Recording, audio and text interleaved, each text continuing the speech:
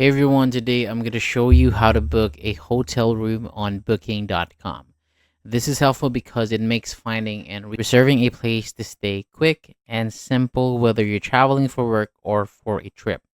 So to begin, open up your web browser and go to booking.com. Once the page loads, you'll see a sign in option in the top right corner.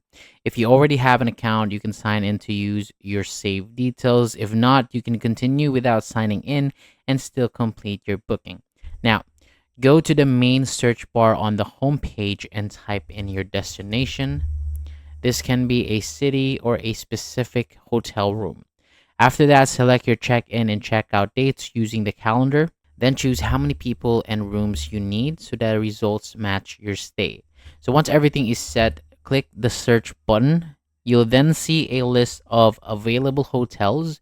So to make it easier, use the filters on the side to sort by price, star rating, reviews, or amenities like Wi-Fi or breakfast.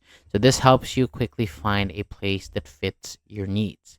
When you find a hotel you like, click on it to open the full details. So in here you can check photos, room options, guest reviews, and policies.